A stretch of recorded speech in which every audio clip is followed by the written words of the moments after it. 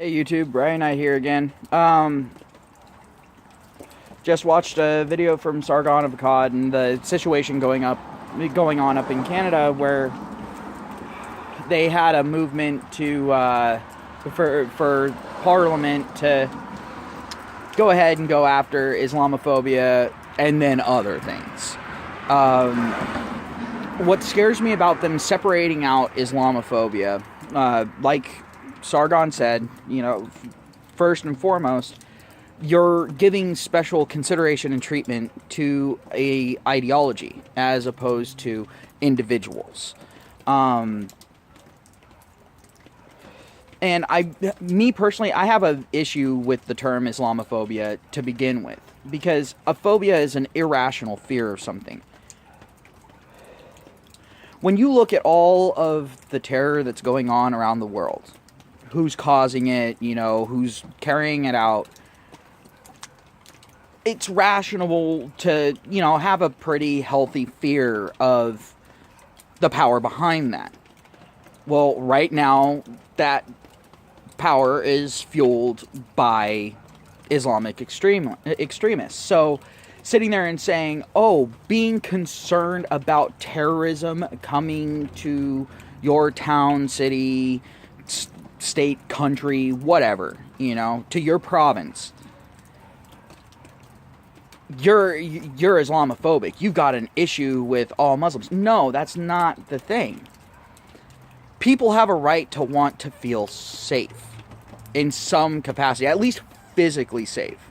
Maybe not so much safe as far as the feelings are concerned. I don't think that anyone should be jailed for calling me a fat ass, because I'm fat. All right, whatever, Or if someone calls me a dumb fuck, whatever, that's your opinion of me. There are some people that think I'm stupid as shit. There are some people that think that I'm brilliant. There are some people in between. I don't care.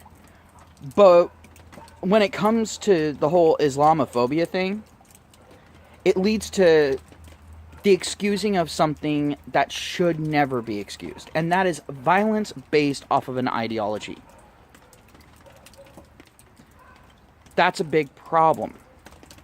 Now, I'm not one of those people that will easily sit there and say that people are being hyperbolic or people are being irrational. But when it comes to the subject of Islamophobia, people tend to get very irrational. In fact, if we're going to really talk about it, we don't have a situation of a pandemic of Islamophobia. What we have is a pandemic of Islamophobia phobia, if you really want to carry it through. There are so many people that are so afraid that other people are going to be irrationally fearful.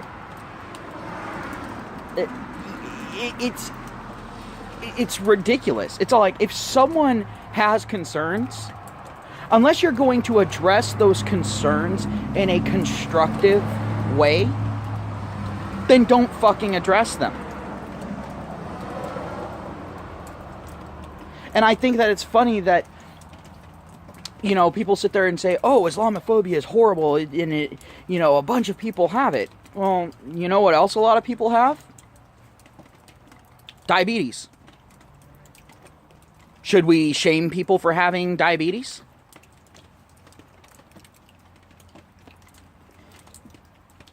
I mean, honestly, just because a lot of people have something doesn't mean that you should go out and call them a worthless piece of shit for it. And I know that that's a bit of a stretch, but the thing is at this point, everything involved in this discussion is a stretch. There's almost no rhyme or reason anymore. It's just two sides yelling at each other. And then you've got people like me who really don't give a shit that get caught in the middle.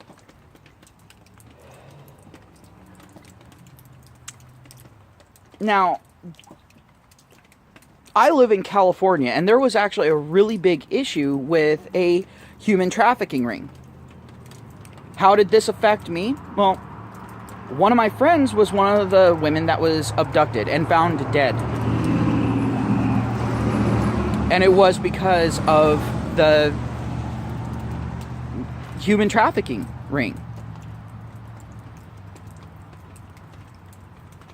And what group was the most involved with that ring? If you actually go ahead and you look at the report, oh, it's just so happened that the vast majority of consumers and perpetrators were Muslim, were of the Muslim faith. Damn.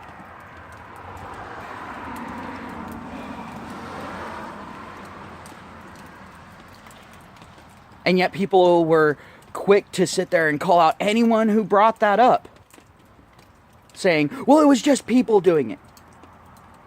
Yeah, but if you have a common thread between the vast majority of the people involved, well, you need to actually go ahead and call it out, because that obviously is an issue that needs to be addressed. I mean, if that was just circumstance, then people shouldn't be afraid of investigating it if they honestly believe that it would just be circumstance. However, there are people that are not wanting them to investigate farther because they're afraid of the outcome. They're afraid that they're going to find out, oh yeah, they thought that this was okay, or that they could get away with it because of their religious teachings. That the girls and women that they were kidnapping, oh, well, they were white. They didn't believe in the same religion, so they had it coming. And yes, that is an attitude that pervades a lot of the local Muslim communities here in California. That's not me being hyperbolic. That's me just stating what people in the Muslim communities are saying. Now, I'm not Muslim. I think it's pretty easy to say that. But the problem with these people, and I'm sorry about it being so dark, but I have to walk at this point. The problem with Muslims getting lumped in with Islamic extremists is the fact that they're not speaking out, and they're not practicing what they're actually saying. That's a big issue. You can sit there and say, oh no, we're not like them, until you're blue in the face. But if whenever your community, has a survey done, and the vast majority of your survey agrees with this other group, then it kind of seems disingenuous. Now, I've known a few Muslims that are absolutely mortified at what ISIS is doing and these other terrorist cells. They're absolutely mortified, and they're more pissed off at people sitting there and trying to excuse this to keep them from getting lumped in. They're all like, go ahead, lump us in. If it's going to solve the problem, do it.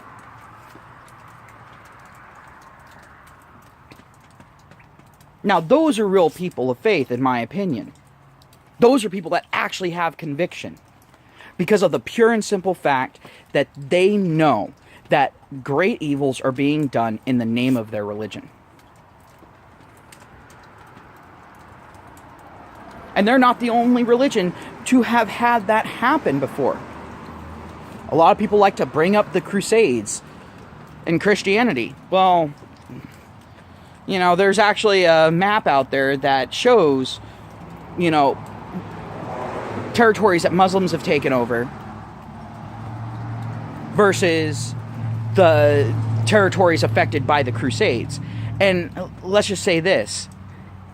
At that point, you're not comparing apples to oranges, because at least those are relatively the same size. At that point, you're comparing a flea to a whale.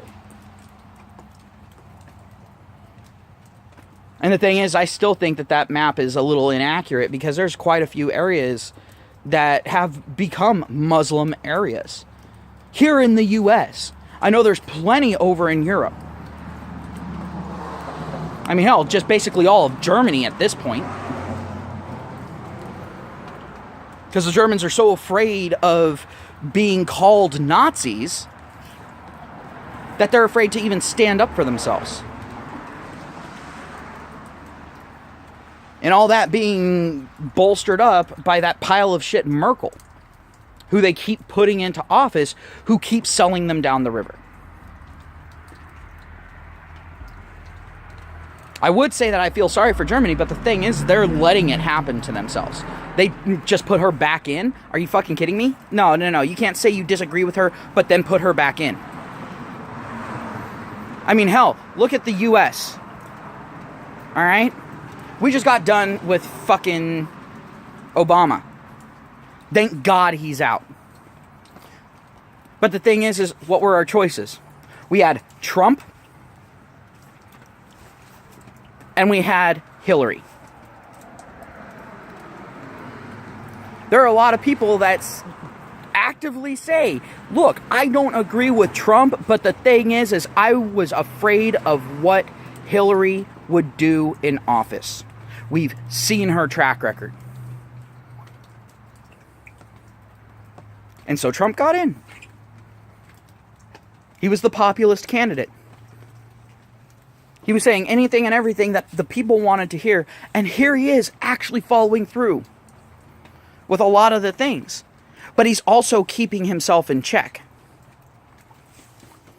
He's getting people of many different ideas, many different backgrounds into his cabinet. Now that right there is some balls of brass. Sitting there and getting people that don't necessarily agree with you in your cabinet. When you already have people in the Senate, you have people in Congress saying that they will vote down anything that you do. Anything that you want to pass, just because. Regardless of what it is. That right there is showing me that our political system has failed. They're not even looking at what he's trying to pass. They're just automatically, no. You can tell, their eyes just glaze over as soon as something comes through from the president. And yes, he is the president. Get the fuck over it. But the thing is as soon as they hear that it came from the president, oh, well, they're voting no, so no need to listen. That right there shows that they're not working in the people's best interest. They don't care about that. They care about their political brownie points. They care about their own special interests. They don't give a fuck about you. They don't give a fuck about me. They don't give a fuck about anyone but them damn selves. There's a lot of people that are in Washington right now that need to go. And the thing is it's really hard to get people like that out because we've got a lot of dumb fucks in a lot of these states that keep putting these people back in, thinking that putting the same people in is going to get any level of change. I think it's funny. Obama sat there and said, oh, it's time for a change. He didn't change a damn thing other than he increased our debt. Got us into wars. Fucked the country over for healthcare.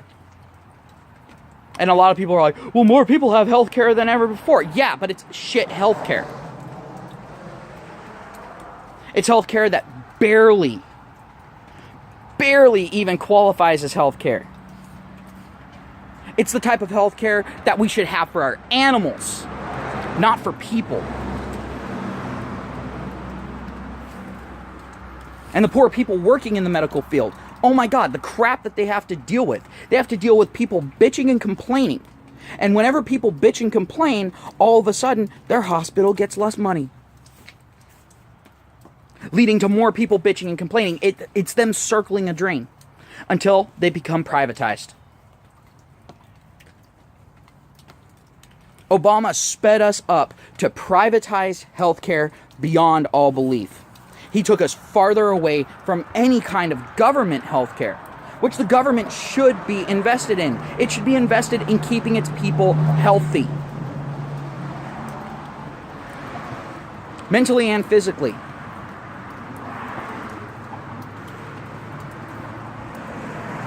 I mean, hell, locally, we don't have any psych wards anymore, unless it's in long-term health facilities. Guess what? If you're on Medicare or Medi-Cal, you know how long you get on that?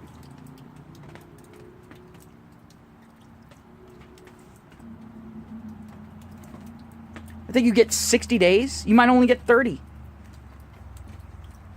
That's not enough time to treat something like schizophrenia or something like that.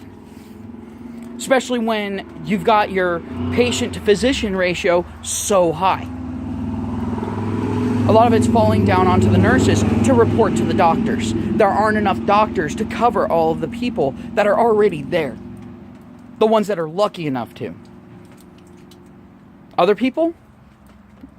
Either they're court mandated to get medications that they couldn't afford in the first place, and then sent out and to afflict the public again, and again, and again. Or they're outright imprisoned and mistreated in there, making their condition worse. Yay, Obama. Good job.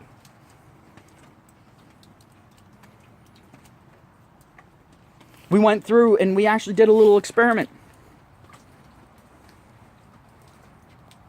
Me and one of my friends went down to go ahead and apply for cash aid. Both of us. There's a 1 year difference in age. Pretty sure that doesn't make that much of a difference. Not in your 30s. But we both went down. We filled out the paper in the exact same way. Except for one thing. One difference. That was male and female. Guess what the result was? I ended up getting denied. She ended up getting approved. And for quite a large amount. Every month. So then we decided to go ahead and go, alright, well, we know that, guys get screwed over and that women get extra. So let's go ahead and bring in 2 other people. Of course, we didn't accept any of this. We returned it and said that, yes, this was us doing a test. The judge let us go. So, awesome on that judge's part. Definitely like him. But the funniest aspect was when it came down to race and religion, that made the biggest difference. Other than the whole, guys just outright getting denied.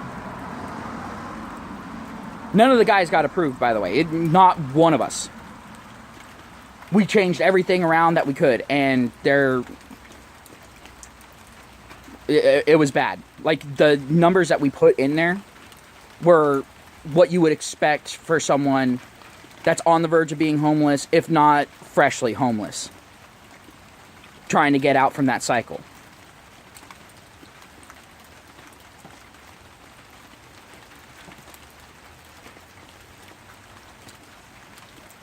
And that right there is a big problem, isn't it?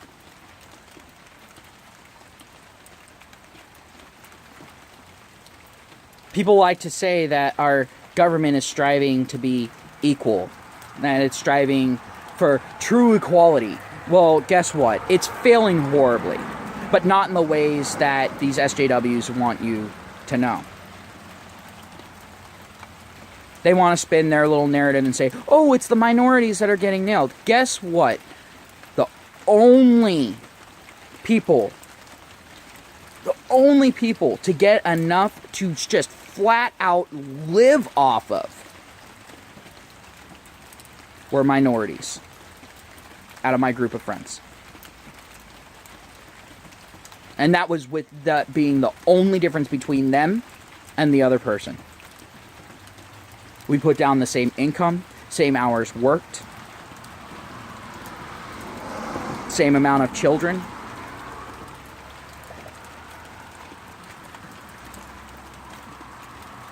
And it's absolutely ridiculous.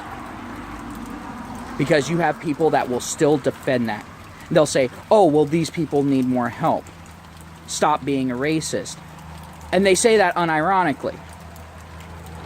When you sit there and say that a specific group of people needs help, you're saying that they are less qualified, that they are less capable. You are being the racist. Our country isn't set up for everyone to succeed. It's set up to give everyone the opportunity to succeed. And that has been slowly getting chipped away. And we're seeing the results of it now. Skyrocketing unemployment rates, losses of jobs, jobs going overseas to other countries, people not getting the health care that they need. And us putting the needs of the few above the needs of the many. And hell, in some cases, we're putting the wants of the very few above the needs of the many.